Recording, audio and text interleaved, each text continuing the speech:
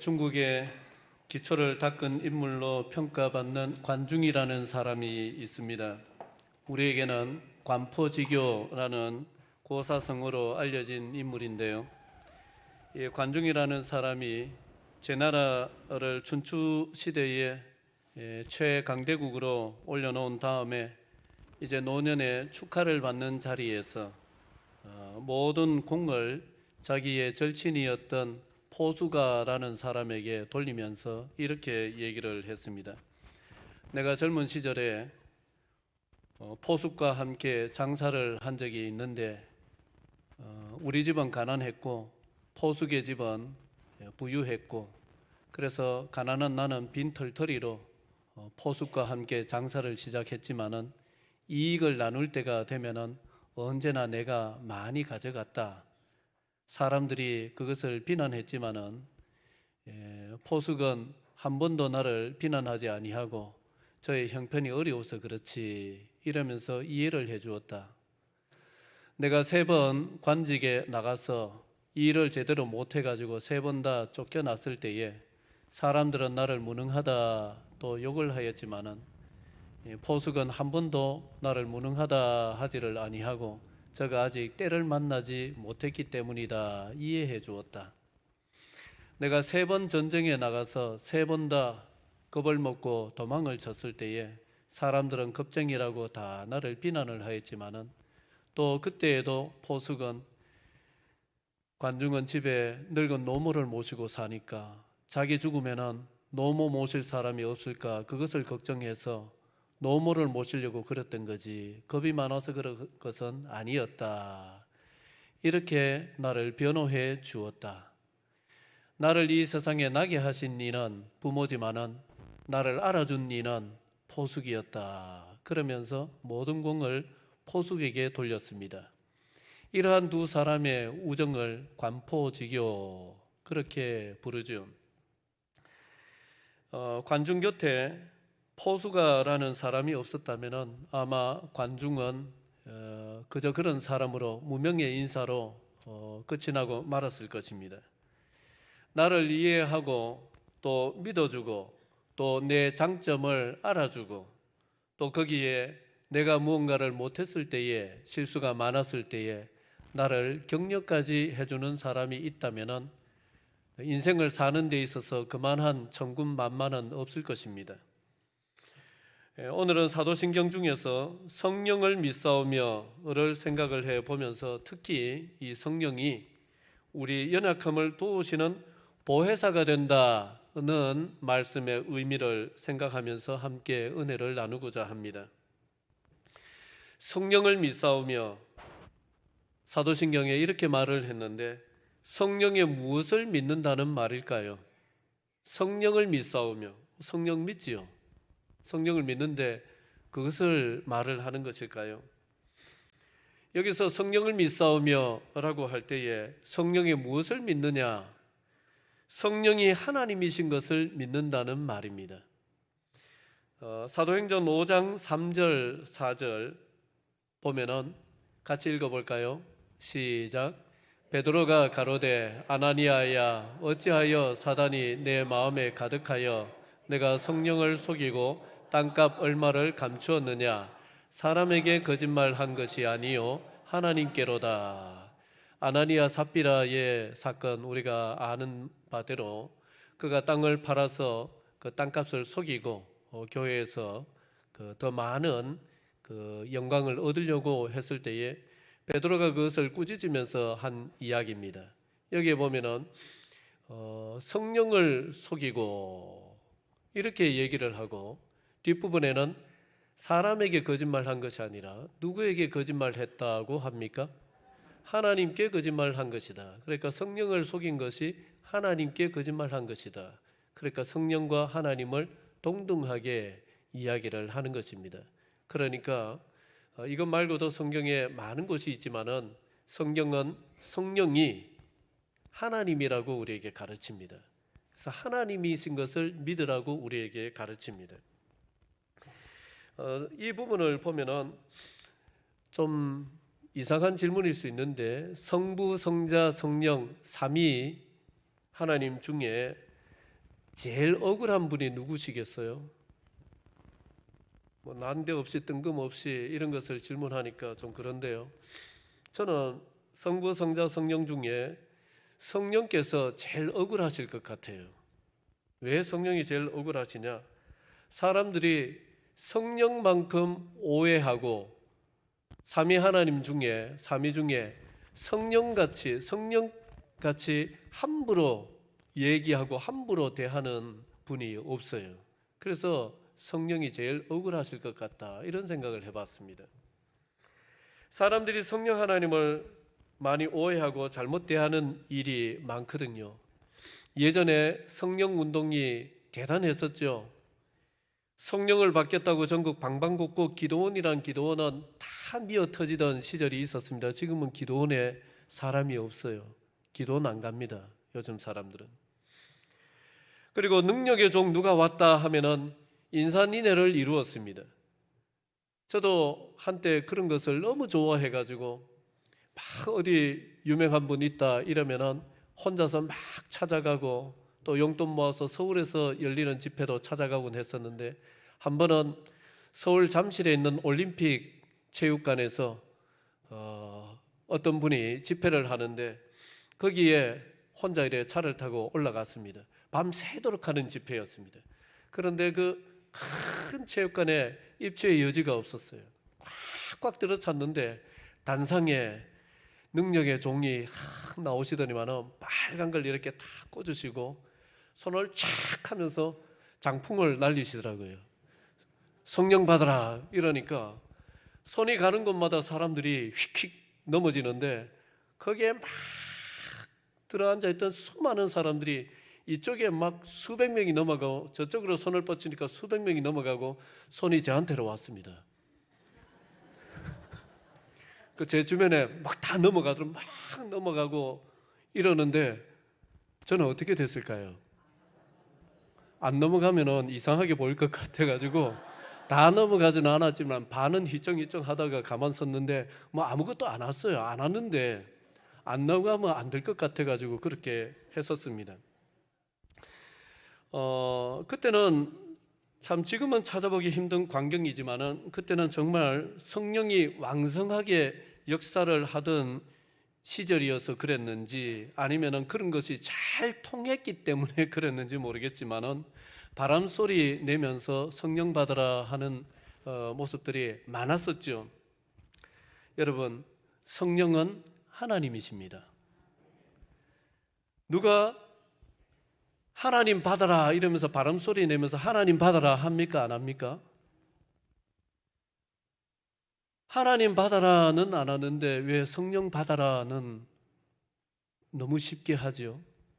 그분이 하나님이신데, 그분이 물건도 아닌데. 좀 이상하게 생각을 해본 적 없습니까?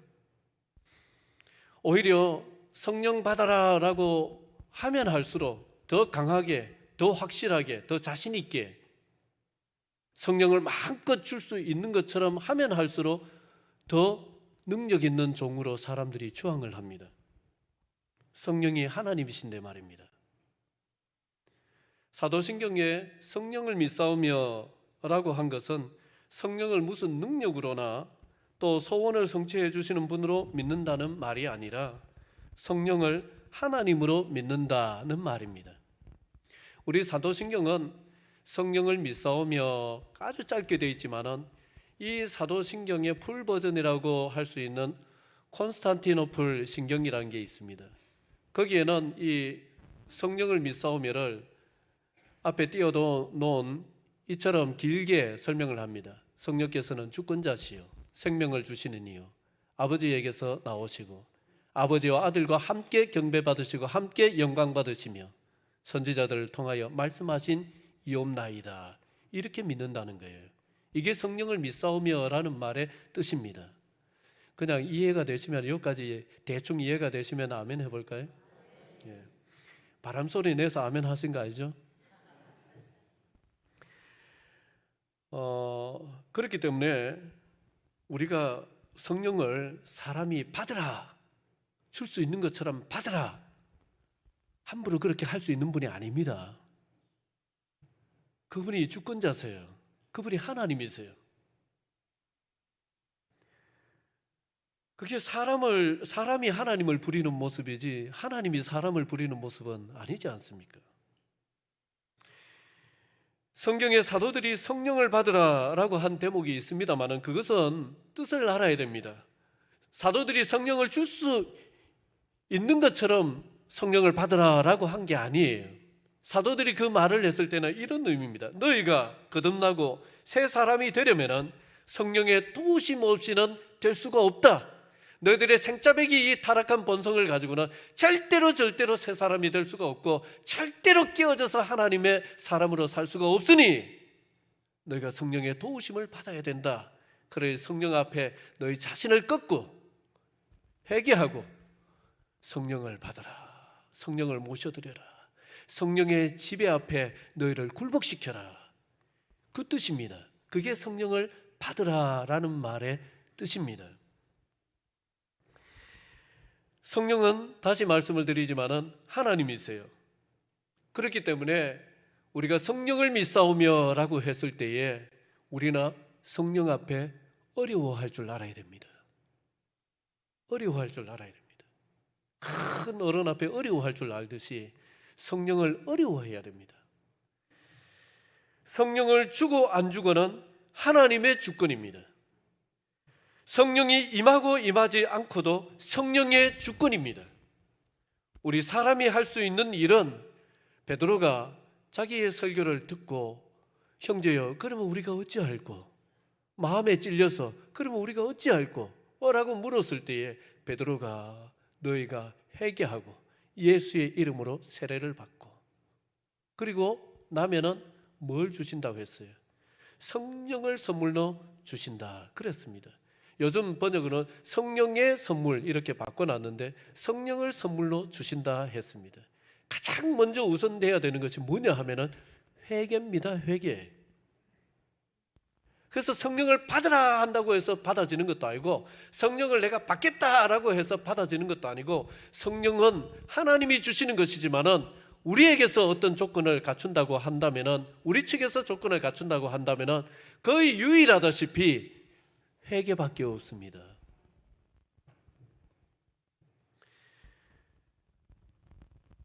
그래서 우리가 기도할 때에 우리는 연약하기 때문에 어쩔 수 없이 하나님 앞에 나와서 하나님 이게 필요해요. 저게 필요해요. 이걸 주십시오. 저걸 주십시오.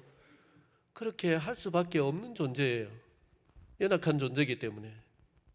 그런데 처음부터 끝까지 시종일관 이거 주세요. 저거 주세요만 기도한다면은 그거요 기도의 깊이를 경험하기가 힘들어요. 기도는 뭐부터 해야 되느냐 하면은 여러분 회개부터 해야 됩니다.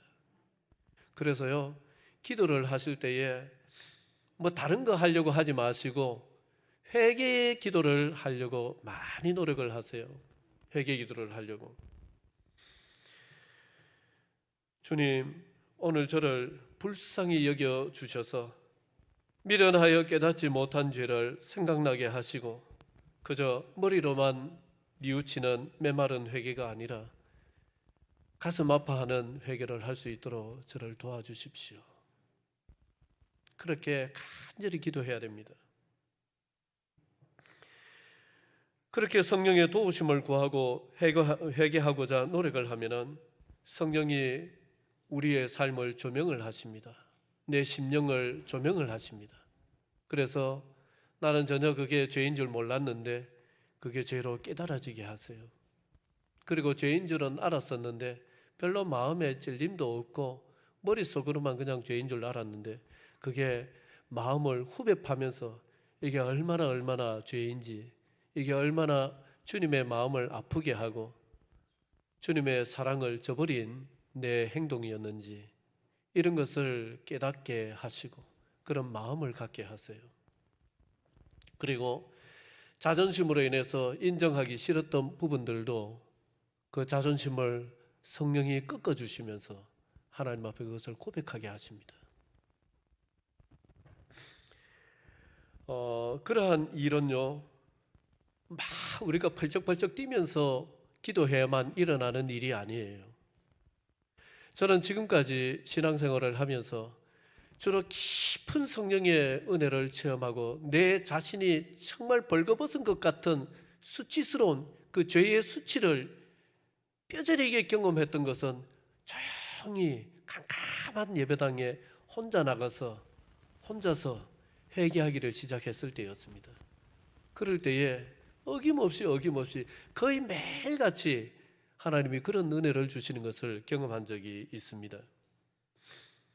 여러분, 혼자서 조용한 예배당을 찾아 나와 기도를 하거나 혼자서 이제 가족들이 다 잠든 후에 거실에 혼자 나와서 조용히 앉아서 기도하거나 그렇게 기도해도 성령의 임재는 어김없이 우리의 심령을 사로잡으십니다.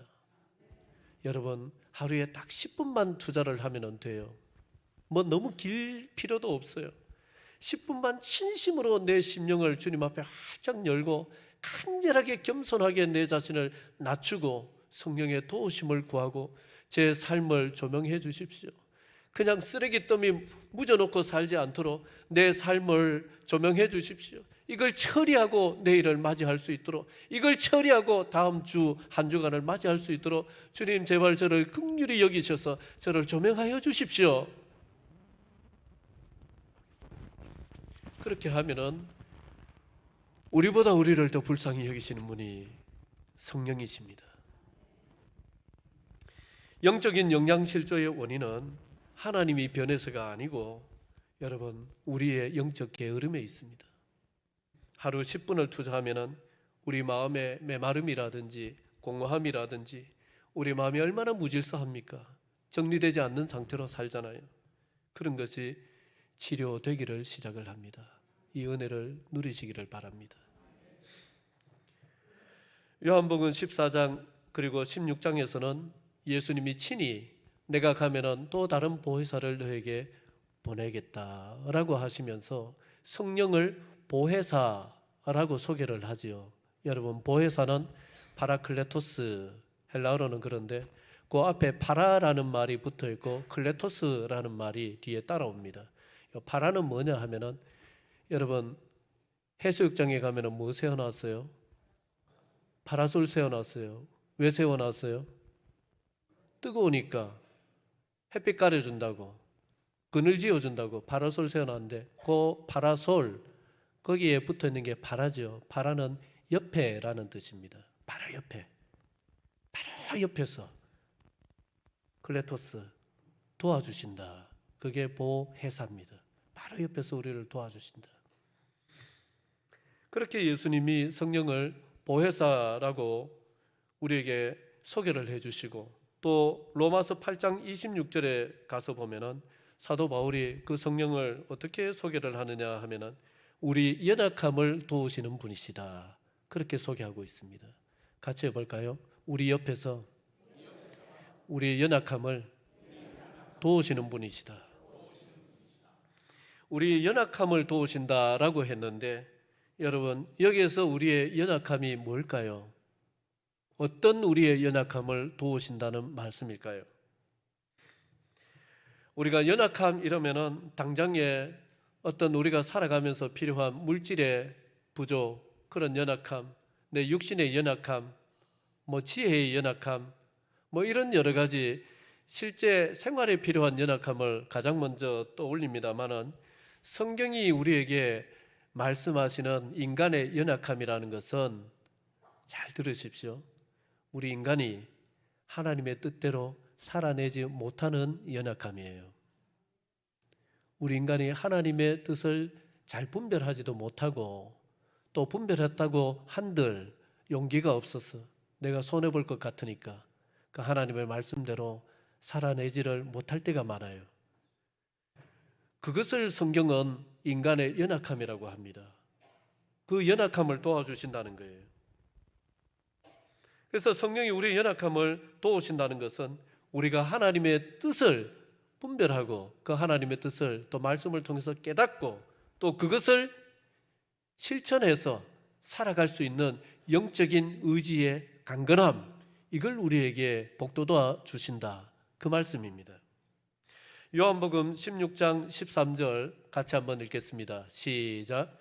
그러나 진리의 성령이 오시면 그가 너희를 모든 진리 가운데로 인도하시리니 그가 스스로 말하지 않고 오직 들은 것을 말하며 장래일을 너희에게 알리시리라. 아멘. 예수님이 친히 말씀하시기를 성령이 진리의 영이라 하셨습니다. 그리고 그분이 오셔서 우리를 죄에 대해서, 의에 대해서, 심판에 대해서 우리를 지적하시고 우리를 가르치시고 책망하시면서 우리를 결국 어디로 인도를 해 가시느냐? 진리로, 진리 가운데로 인도해 가신다 그러십니다. 진리라는 것은 참되고 바른 것입니다. 하나님의 뜻에 맞게 사는 것입니다. 성령이 우리를 하나님의 뜻에 맞게 참되고 바르게 살도록 우리의 모난 부분을 고치시고 잘못을 깨우치시고 악한 마음을 버리게 하시고 경건하게 살고자 하는 우리가 생짜배기 마음이었을 땐 절대로 들지 아니하는 마음, 하나님 앞에 좀 거룩했으면 좋겠다, 좀 경건하게 살았으면 좋겠다, 절대로 돈을 줘도 가질 수 없는 마음인데 그런 마음을 성령이 우리에게 불어넣으십니다. 그게 성령이 하시는 일이에요. 그걸 통해서 하나님의 백성으로 살게 하시는 거예요. 개척교회 다니는 어떤 남자 집사님이 기도 중에 재산을 정리해서 교회에 바치라는 성령의 음성을 들었습니다. 잘 들으세요. 그런 음성을 들었어요. 그래서 집을 처분하고 작은 전세로 옮겼습니다. 모아놓은 재산을 다 정리해서 그 교회에 헌금으로 바쳤습니다. 그 교회는 어려운 형편의 개척교회였습니다. 그 목사님이 좋아하셨을까요? 안 좋아하셨을까요? 좋아하셨을까요? 안 좋아하셨을까요? 여러분, 보기를 어떻게 드렸는지 잘 듣고 대답을 하세요. 좋아하셨을까요? 안 좋아하셨을까요? 예, 안 좋아하셨어요. 안 좋아하실 뿐만 아니라 그 헌금을 드린 집사님을 조용히 불러가지고 야단을 치셨어요. 왜 야단을 쳤느냐? 이 집사님의 형편을 잘 아니까 야단을 치셨어요. 그 집사님은 어머니와 아내와 장성한 아들, 딸이 있었는데 가족들의 반대에도 가족들의 동의 전혀 없이 자기가 들은 음성이라고 밀어붙여서 그렇게 했었는데 평소에 어머니를 잘 모시지도 않았고 몸이 아픈 아내를 잘 돌보지도 않았고 그저 그냥 신앙생활에 몰입을 해가지고 그걸 신앙이라고 할 수 있을는지는 모르겠지만은 다른 가족들이 볼 때 같이 신앙생활을 해도 아버지는 정말 너무 저기에 미쳤어. 그 좋은 의미로 미친 것이 아니라 가족도 돌아보지 않고 미쳤다는 거예요. 안 그래도 그것이 평소에 참 그 마음에 다들 불만이었는데 상의도 없이 몸 불편하신 할머니 있고 몸 아픈 어머니도 있는데 그 좁은 전세방에 가가지고 더 고생스러워지고 그런데도 아랑곳하지 않고 주님의 음성이라고 그걸 갖다 바쳤어요. 그리고 목사님이 야단을 치면서 다 일렀습니다.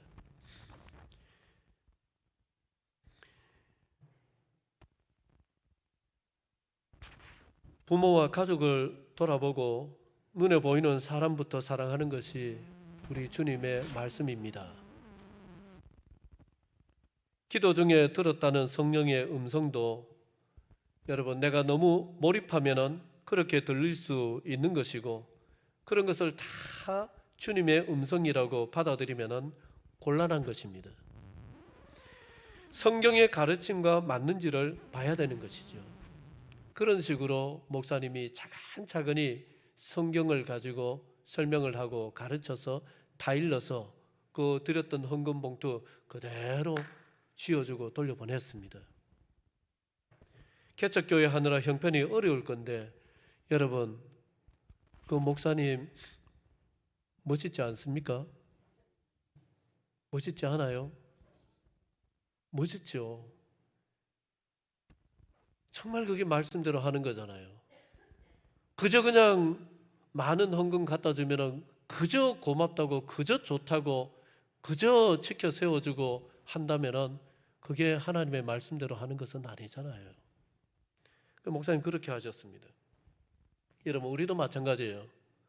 아무 것이나 성령의 음성이라고 하면 그 곤란한 것입니다. 성령은 우리를 진리 가운데로 인도하십니다. 성경의 가르침대로 살도록 인도하신다는 뜻입니다. 성경의 가르침은 접어둔 채 무슨 신령한 음성을 들려줘서 성경의 가르침과는 전혀 맞지 않게 살도록 우리를 인도해 가시는 법은 없습니다. 절대로 성령 그렇게 하지 아니하십니다. 인간의 연약함이란 몸이 약하고 지혜와 능력이 부족한 것도 연약함이지만 궁극적으로 인간의 연약함은 하나님의 뜻을 제대로 분별하지를 못하는 것이고 하나님의 뜻대로 살아가지 못하는 영적인 연약함입니다. 성령은 그 연약함을 도우십니다. 깨닫지 못할 때는 탄식함으로 우리를 위해서 기도하시고 우리가 이것 주세요 저것 주세요 할 때는 우리는 손에 잡히는 이것 주세요 저것 주세요 하지만은 성령은 그때 우리를 위해서 저가 영적인 갈급함을 가질 수 있도록 해주세요 이렇게 기도하십니다. 우리가 하나님 저 사람 코를 한번 납작하게 해주세요, 좀 통쾌하게 그렇게 해주세요 라고 혹시 기도할 때라도 성령은 저가 화평이 무엇인지 주의 화평을 깊이 깨닫는 자 되게 해 주세요 그렇게 기도하십니다. 어쨌든 우리가 깨닫지 못하고 고치지 않을 때에는 따끔하게 징계도 하시고 힘든 일도 주시고 고난도 주시고 교만하면 넘어지게 하시면서까지 성령은 우리를 그렇게 인도해 가십니다. 그렇게 해서 하나님 뜻에 어긋나게 사는 것이 얼마나 그것이 고통스러운 결과를 가져오는지를 뼈저리게 절절히 깨닫게 하시는 것입니다. 장로교 안에서 가장 수준 높은 신앙 고백서로 꼽히는 하이델베르크 신앙 고백서라는 것이 있는데 거기에 보면은 성령께서 하시는 가장 궁극적인 사역은 사람을 불러 믿음을 줘서 믿게 하시고 회개의 심령을 주셔서 회개하게 하시어서 하나님의 자녀로 거듭나게 하시는데 그것으로 그치는 것이 아니라 악한 성향 곧 옛사람의 성향을 버리게 하셔서 선하게 바르게 살게 하신다 이렇게 설명합니다. 그렇게 해서 결국 사람이 타락함으로 잃어버린 하나님의 형상을 회복하게 하시는 것이 성령이 우리에게 하시는 궁극적인 사역입니다. 여러분, 이 성령의 사역에 여러분 자신을 내어 맡길 수 있기를 바랍니다. 이렇게 우리의 영적인 연약함을 도우시는 성령께서 우리의 육신의 연약함은 그러면 안 도우시느냐? 우리 육신의 연약하면 네가 알아서 살아가라 이렇게 하시느냐? 그렇지는 않으세요. 예수님이 우리에게 기도를 가르치실 때에 영적인 양식만 놓고 기도하라고 가르치셨습니까? 오늘 우리에게 필요한 양식을 오늘 우리에게 주십시오. 이 기도를 가르치셨습니까? 그 기도를 가르치셨죠. 오늘 필요한 양식을 놓고 기도하라는 것입니다. 오늘 필요한 우리의 육신의 필요를 놓고 기도하라는 것입니다. 그렇기 때문에 성령도 마찬가지입니다. 우리 영적인 필요도 채우시지만은 우리의 육신의 연약함의 필요도 성령은 여러 가지 방법으로 도우시는 분이십니다. 핸델은 여러분들이 아시는 그 핸델 맞습니다. 핸델은 유럽 전역에서 당시 가장 잘 나가던 작곡가였지만은 그를 후원해 주던 사람이 죽자 모든 자리를 잃고 이제 몰락한 사람이 되었습니다. 나이도 적지 않은데 스트레스로 인해서 몸에 마비가 왔습니다. 그 몸 한쪽을 못 써요. 그래서 이 물건도 제대로 들 수 없는 이런 힘든 몸이 되었습니다.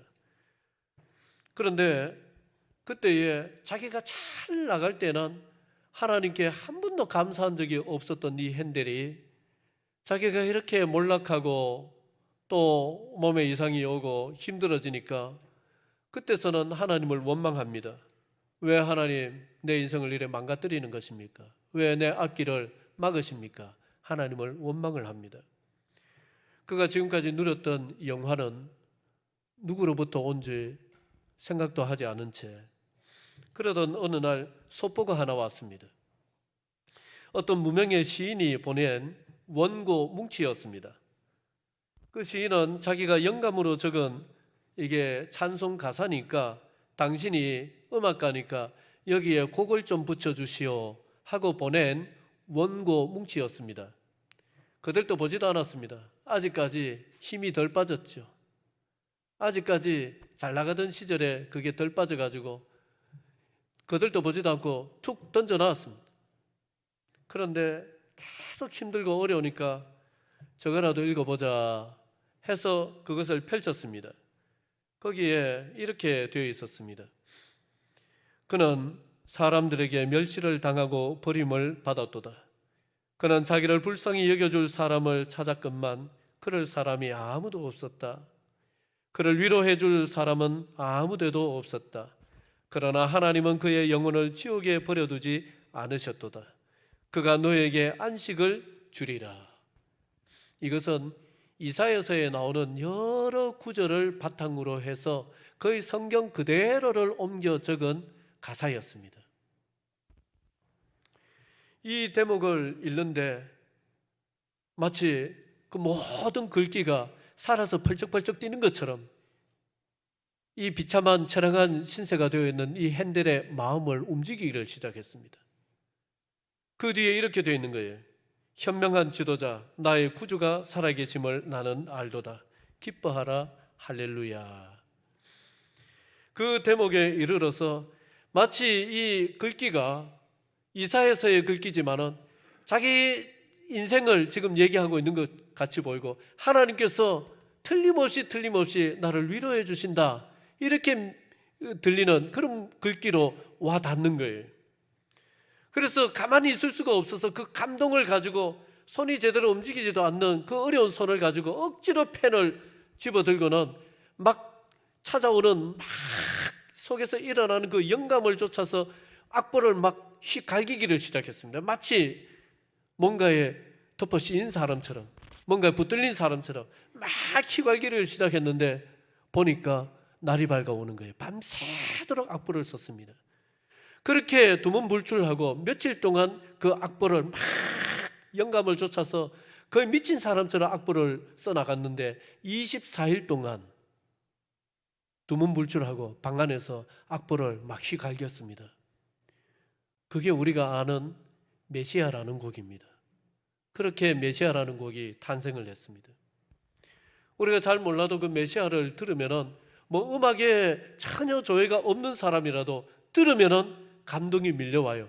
예수를 믿건 믿지 않는 사람이건 누구나가 이 핸델의 메시아를 듣다 보면은 가만히 있을 수 없는 굉장한 감동이 밀려옵니다. 머리끝이 쭈뼛쭈뼛 섭니다. 여러분, 성령은요 여러 가지 면에서 우리의 연약함을 도우십니다.